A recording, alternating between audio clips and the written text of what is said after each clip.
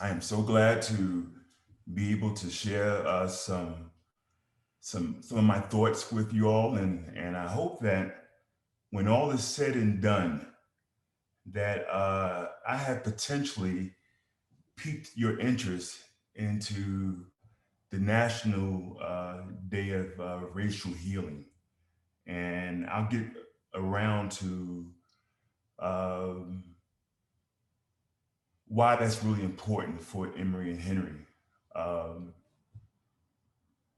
I've been here for 4 years now, 4 years in January, and I'm originally from New York.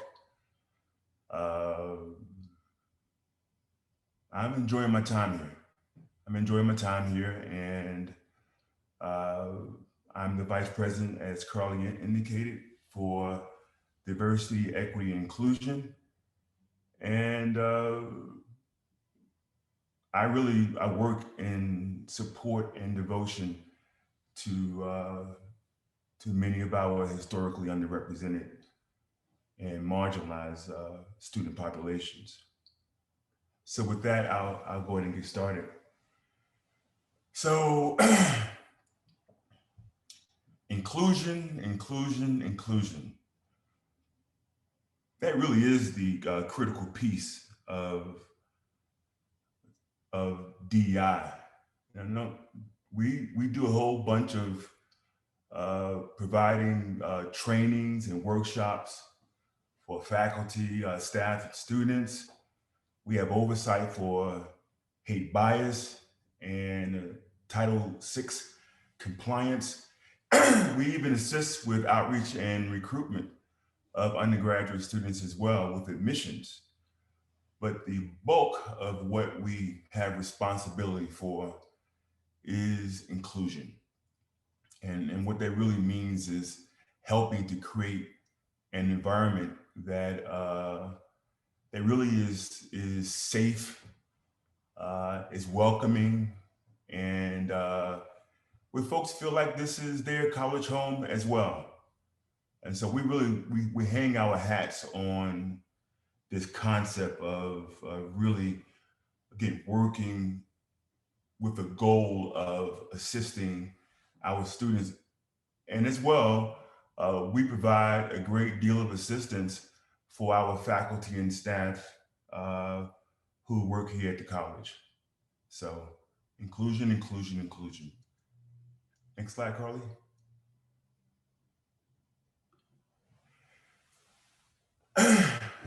I think, when I think about the DEI team, which is myself, uh, Reverend Bowers, and Carly Blaylock, I think when you add up the years collectively, we've worked many years uh, in higher education.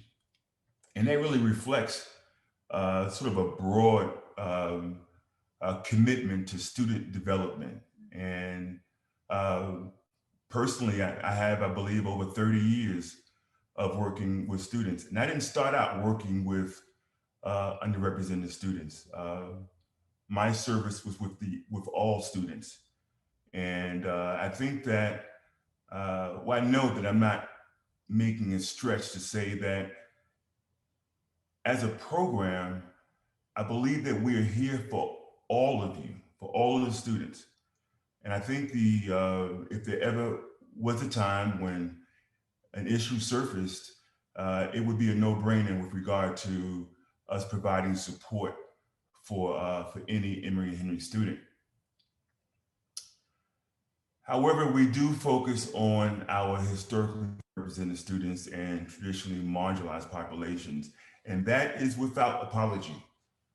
We work to support and helping again to make this place feel like home, a home away from home for many of our students.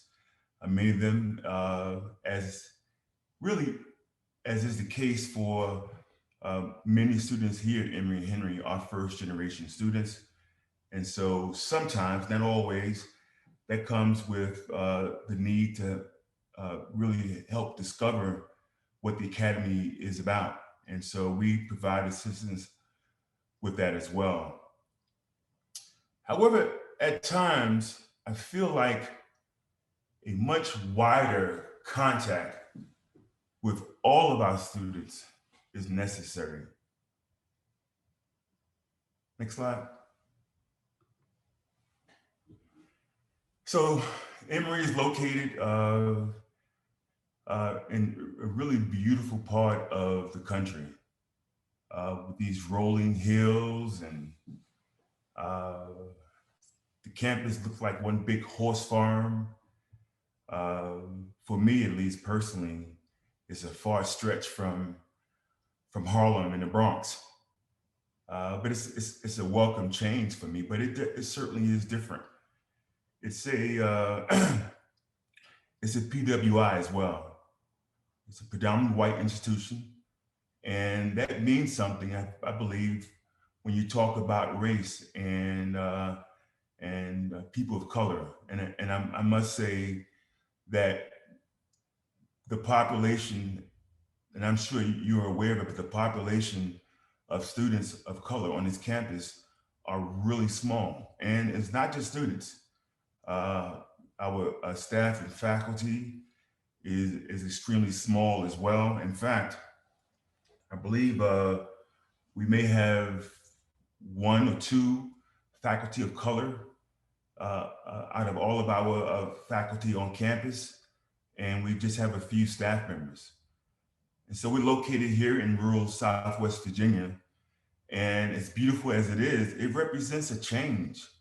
It represents a transition, again, for many of our students of color, particularly.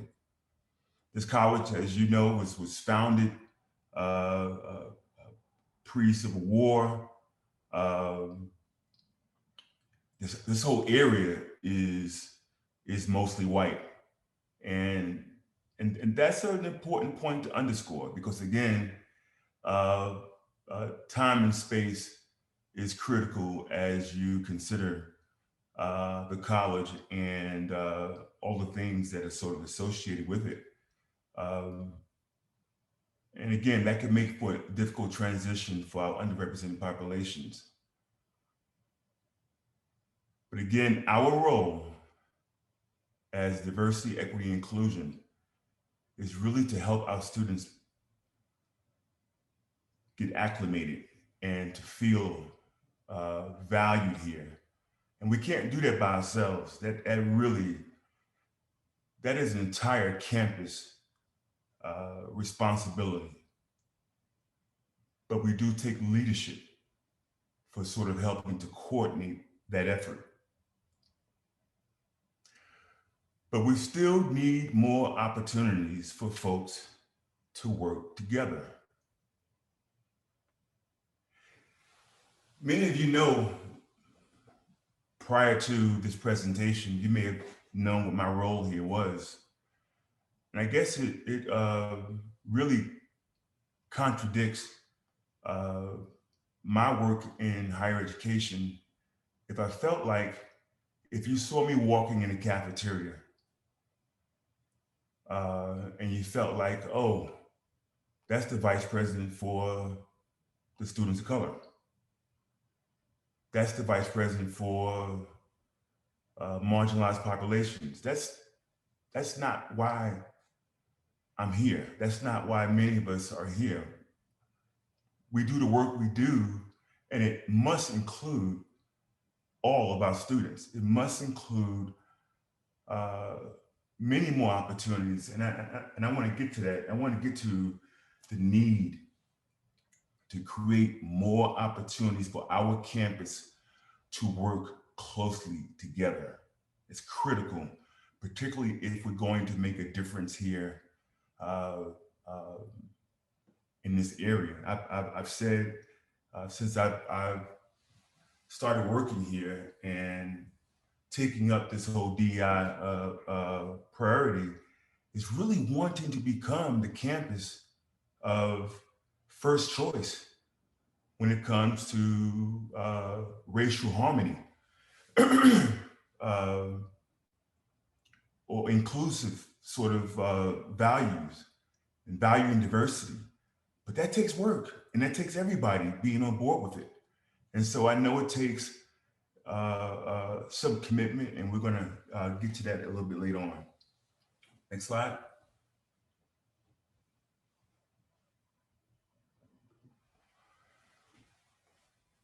And the whole purpose of working together is really and being together and creating opportunities to be with one another is really having a chance uh, to have exchanges and experiences with other students is and other faculty and staff as well is critical, particularly if you come in with a very limited experience. And that goes for our students of color as well. We need to have more opportunities to manufacture chances of having time together. That is critical. It's the only way that we be able to we're able to dispel some of these beliefs that are all wrong and which often leads to uh, prejudice, stereotyping, and just out and out racism. And the biggest way for us to begin to combat that is having a chance just to be able to see the world through uh, of different lenses, where you have an opportunity to just have a chance to work uh, and to relate. In fact, let me say this: if as an entering student, and you may not be entering now, you may be in your second or third, fourth year, but it's not too late. But let me just say, if you leave here, and your social circle is the same, where you have not gone outside to meet other people, you're missing a great opportunity, folks. This is college. This is a place where that can happen, and it needs to happen here. In fact, so many places, so many workplaces, uh, uh, employers will expect for you to be able to communicate across cultures. And so I just want to challenge you, if you haven't done so already, please meet new people, hang out with folks you wouldn't hang out with normally. Um, so, next slide.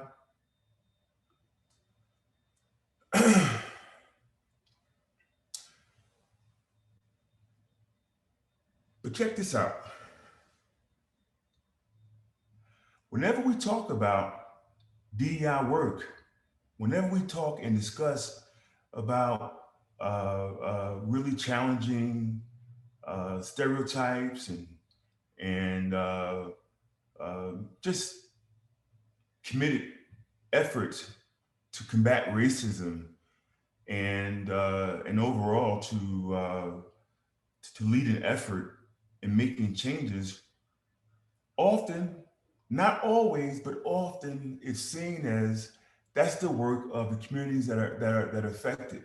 That's the work of our underrepresented students. And I must say that when we look at our day-to-day work in DEI, we're dealing a lot with those students. But again, I'm saying, as your vice president, as your vice president for DEI, that needs to change. We need to create more opportunities. Again, and I know I sound like a broken record, but we need to create more opportunities for all of our students, especially our white students, students who are coming from white communities. We need to create more chances for you to be able to have interaction with our office and with many of the students on campus. And let me just ask a question real quick. And if you can unmute your mics and share, why is that important? Anyone? I think maybe one or two people. Why is it important that we create opportunities to work with each other? Anyone?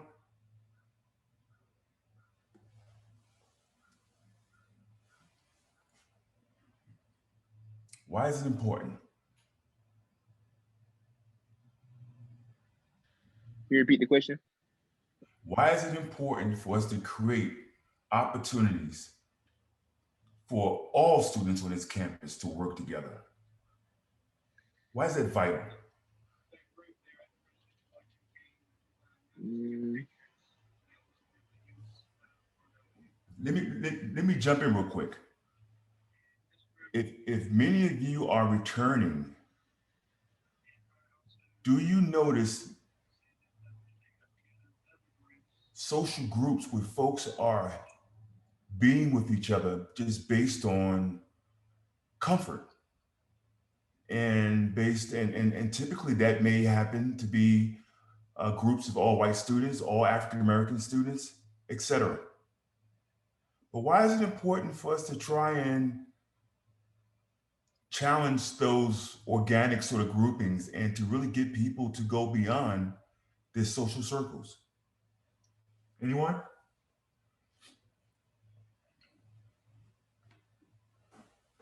Come on. How about one person?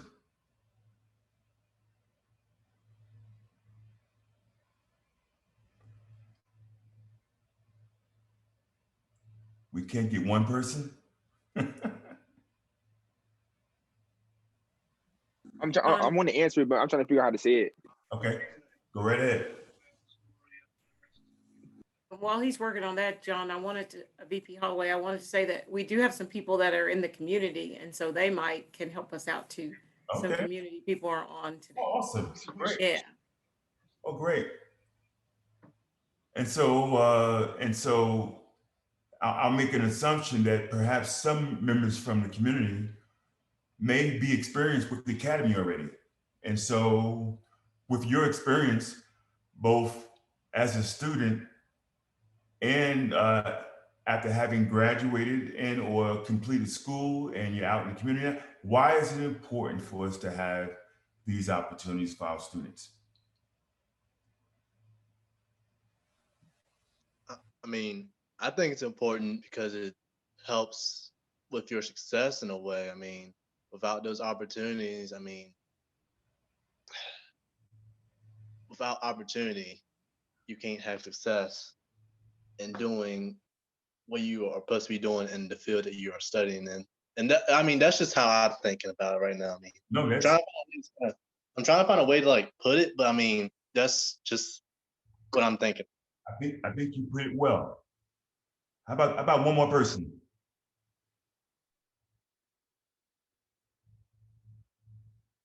I think Olivia put something in the chat, right?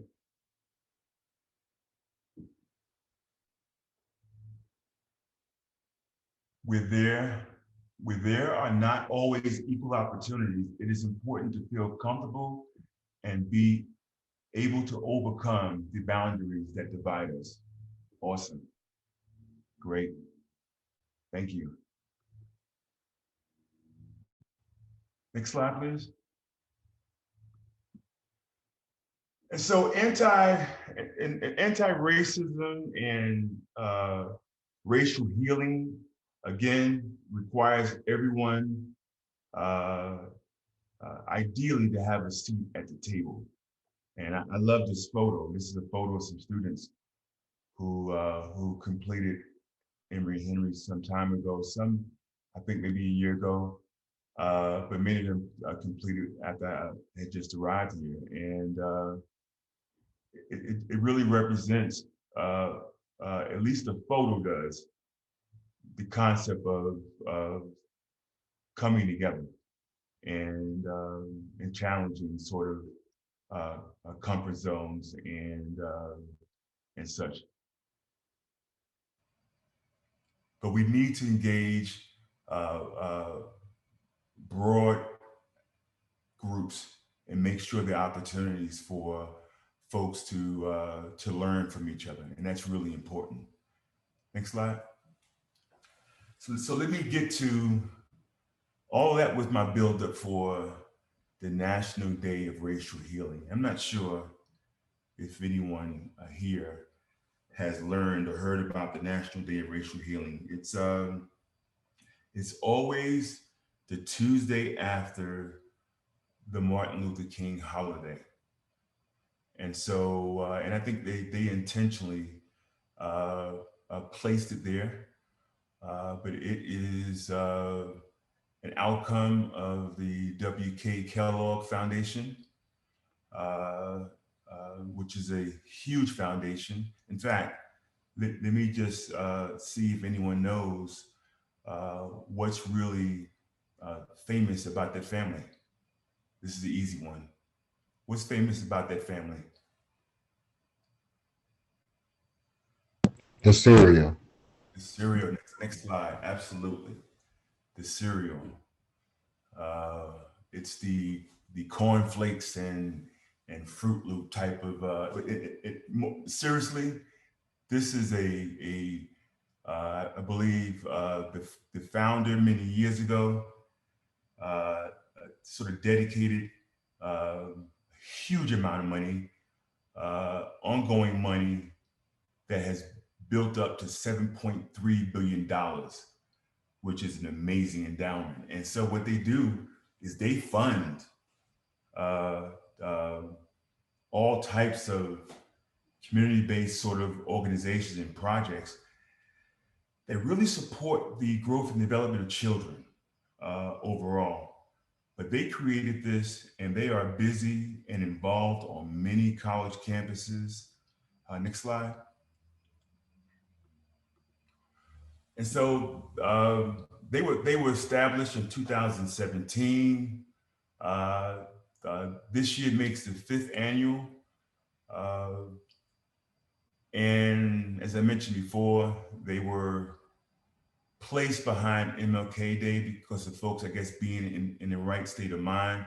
And what you will hear throughout and talking about the National Day of Racial Healing is humanity, humanity, humanity. It's really going at, really bringing back to the core of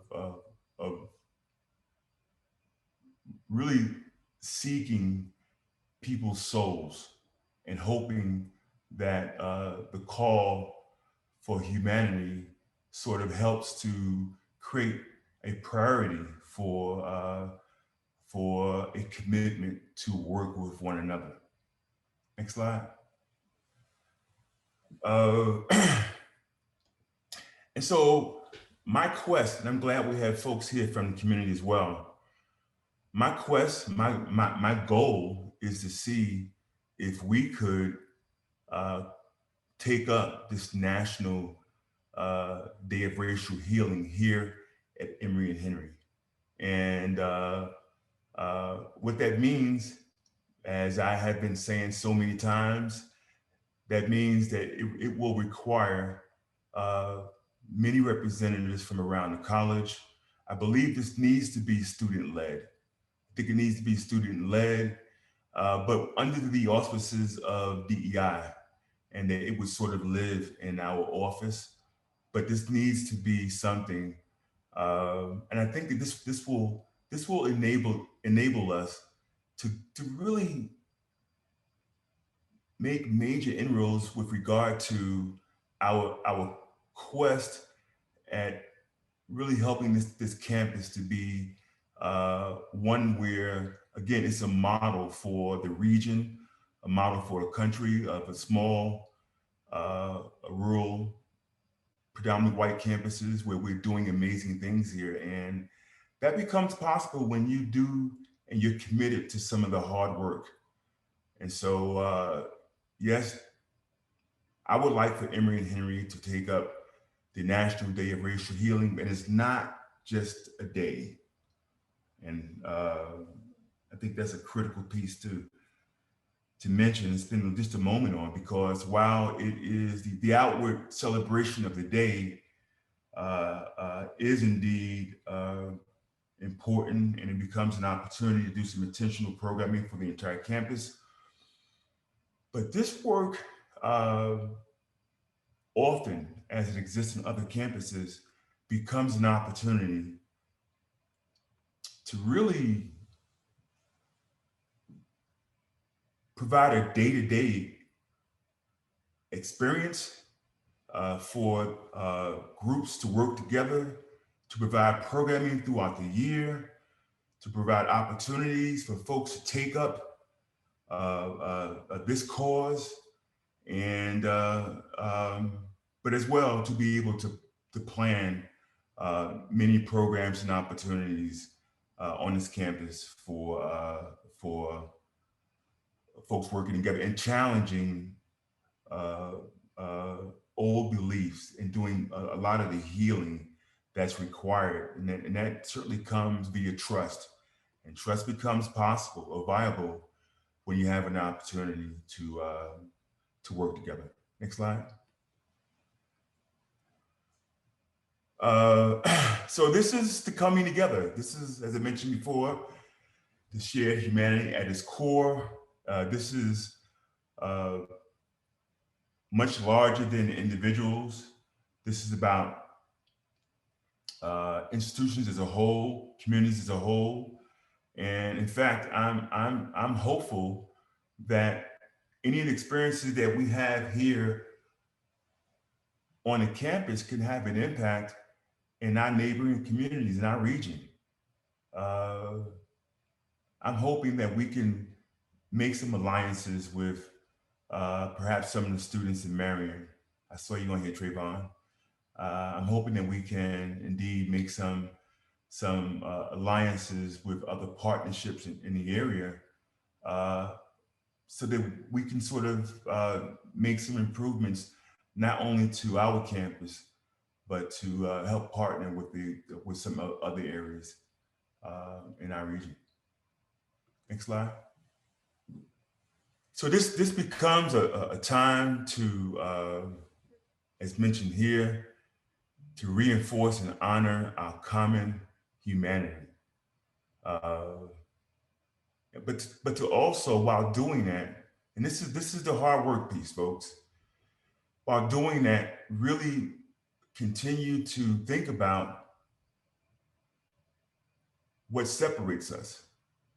What are some of those deep racial divisions that exist here in our country, but that we have to find a way around? We have to sort of, and again, it's not going to be a workaround, but it will only happen as an outcome of just being committed to do the hard work.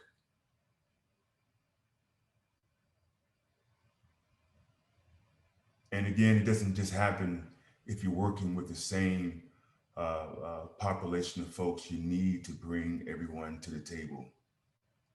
Next slide. So I mentioned truth, and I think there are many opportunities that the National Day of Racial Healing that they'll talk about with regard to sharing your truth and really trying to build trust and deepening relationships with one another. That's really going to be, that will allow the padlock to be unlocked and to begin establishing relationships with one another and restoring individuals and communities, the wholeness of it. It's recognizing how we have been broken and impacted and damaged by racism, and what can we do as a group in this effort to bring ourselves back together. I'm running out of time. Let me just rush it along a little bit. Next slide, please. So again, truth telling, trust building, and that's really how it's going to happen. I believe that this effort, they have what is called healing circles. Some of you may have heard of this before, but and they also have healing circle facilitators, where it's a skill set. We will learn together. Again, I'm hoping students will take a lead on this, but I really would like to see us work this and bring out some success for our area. These are some of the schools, I don't know if you can see them, but these are some of the other schools that, now, So this list is indicative of schools that have centers. All these schools here have uh, uh, healing centers on the campus. There are many more schools who are doing the work that I'm proposing. I'm hoping that at some point that we can indeed have a center that's created, and that is something that has to go through the Kellogg Foundation. It's a competitive process. It does come with resources and financial support, but right now they're taking a break from accepting new or entertaining new applications for centers on campus, but I believe that will be changing in the near future. So but this is a list of those campuses that have centers, National Day of Healing Centers. I mentioned before, this happens via healing circles and often exercises that will help folks work through either their role from the perspective of being an oppressor or the role of needing to heal and answering questions or completing statements. My racial healing looks like I will promote racial healing by so on and so forth. Again, truth is how we heal. Self-love is how we heal. And even supporting a social media campaign for hashtag how we heal. Next slide. Choosing healing over hatred, belonging over bias, unity over division.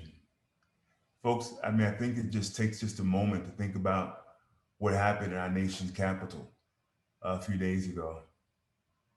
This is needed. There's so much division, and what a breath of fresh air to be able to come together.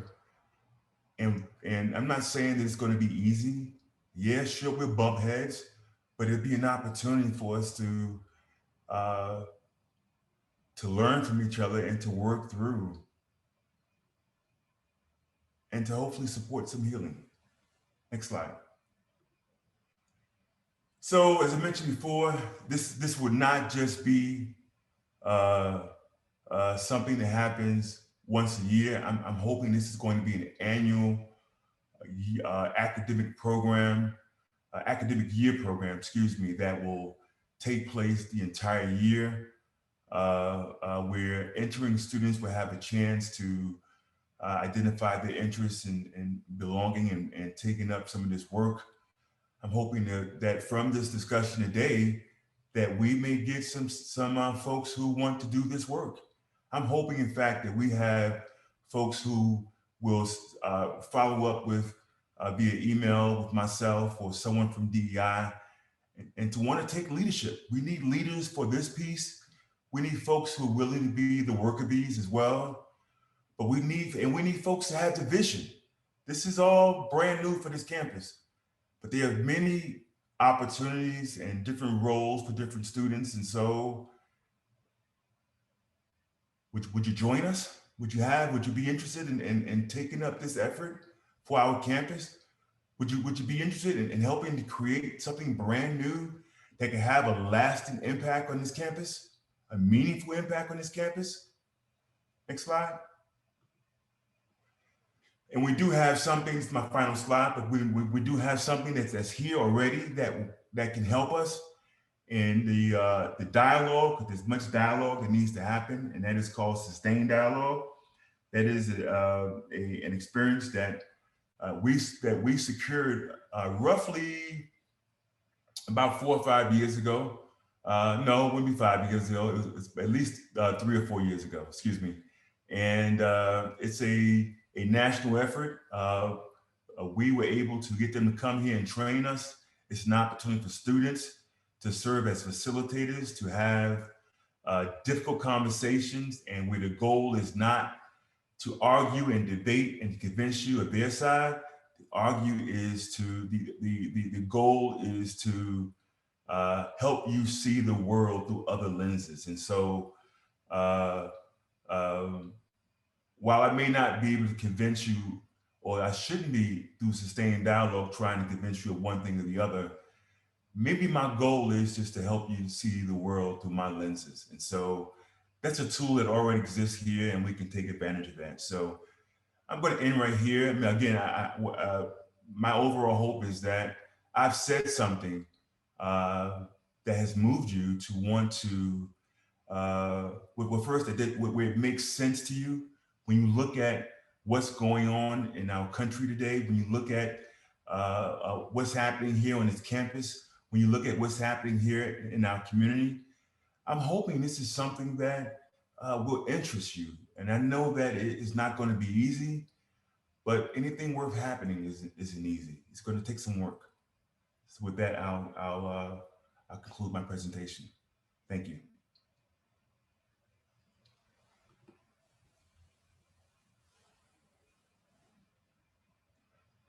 I wanted to reserve some time for any questions that anyone may have.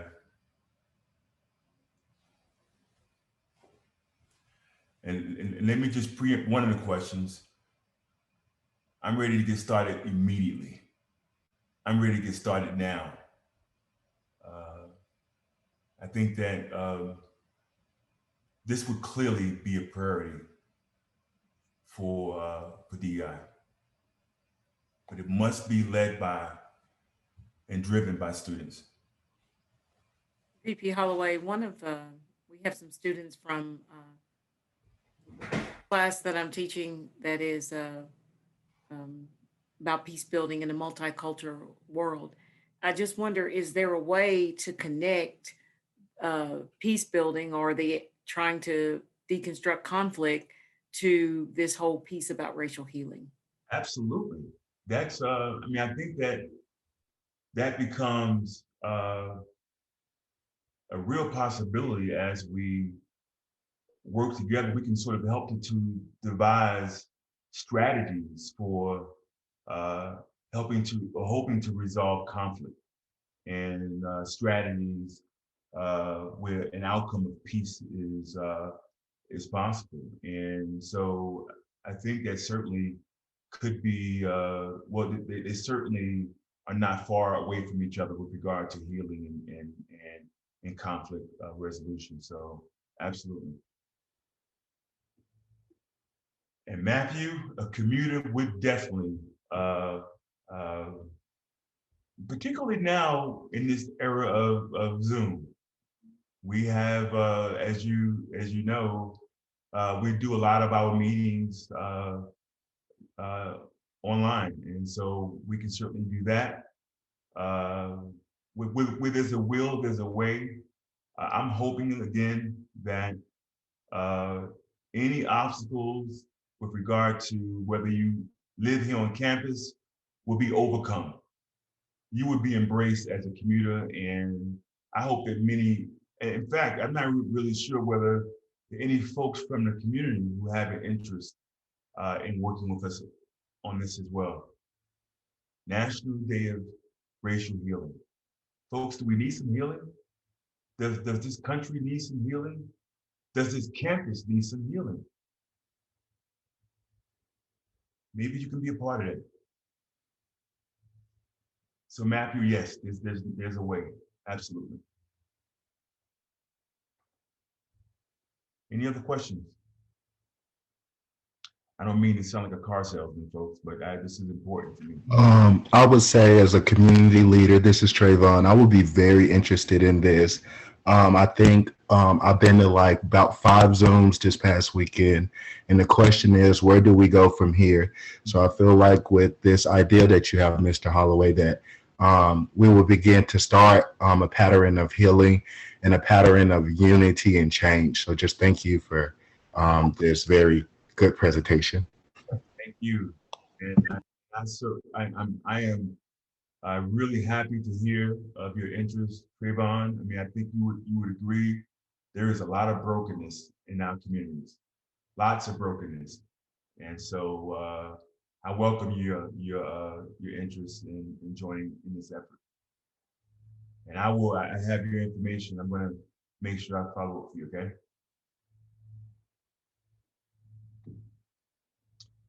Any other questions or anything that I haven't brought up? Is this whole area a surprise to you? Have any of you heard of the National Day of Racial Healing before?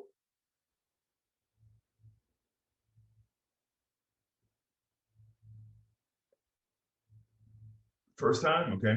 Anyone else? Okay.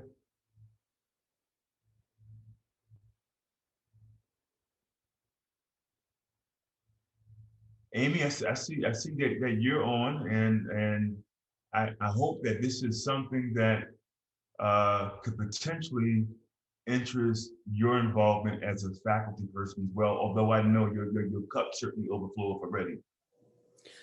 Well, my cup is always full, but you know I'm always down for DEI work. I know you are.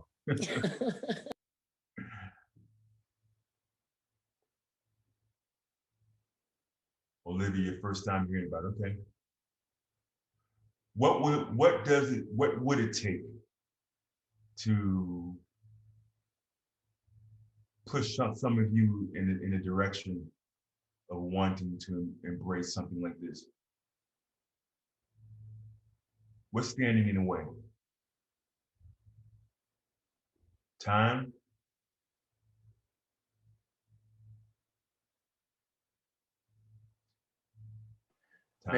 Maybe the overall process of figuring out how we could be involved in something like this, like a goal to work toward or an event to plan or something like that, I think.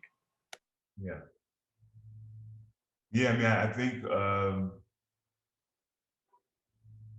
I think probably trying to compartmentalize what goes next, Matthew. But I also recognize, and this is not to take anything away from anyone, I also recognize that not everyone has the vision piece, and maybe others would be willing to come and join in at a later time. But the vision piece is really, I need some folks to help shape this vision. I need some folks who can make sense of perhaps looking at other campuses, looking at other projects and saying, yes, this works. This could potentially work. These are our needs here. So.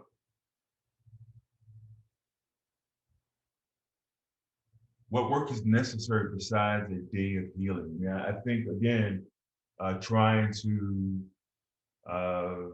outline the details of what we will stand for, how we communicate that. But I'm not going to purport knowing it all. I know that I have an interest, and I know I have an interest in working with my colleagues and students to help make this a reality. And I want to make sure that this is something that we're walking the walk with, and that this is not just a MLK convocation, DEI week of celebration presentation. This is something that we want to get done for this campus. In any case, I'm not going to browse. Was there a statement? Do you hope by having the Racial Day of Healing that it will increase the graduation rate at E&H with people of color? Oh, absolutely. I'm hoping first in the day-to-day that folks will just return from one semester to the next. And I don't mean to make light of that, but that's a struggle we have here at the campus, where folks are not feeling necessarily comfortable, and or they're not feeling welcome. And so if we can just impact the day-to-day, and hopefully that will lead to student success and graduation, then that certainly is something that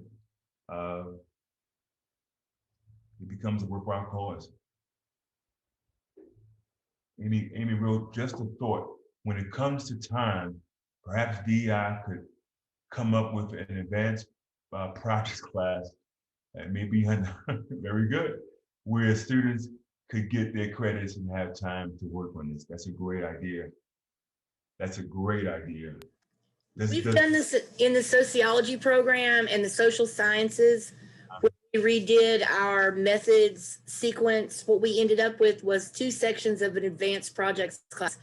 And any of our students that are working on any kind of project, whether that's a community-based project or a research project or an independent study or an internship, we can put them all into that class. Wow. They get their credits, and they have 6 of us. We're team teaching it, so there's 6 professors there with them to help them. And I think it's working out really well. This is our 2nd semester offering it.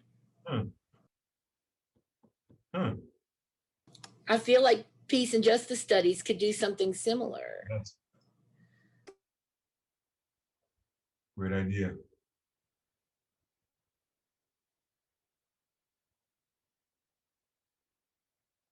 How would someone that isn't a person of color try and help out as an ally without stepping on toes or shadowing people of color that are trying to raise awareness of this program? I think that's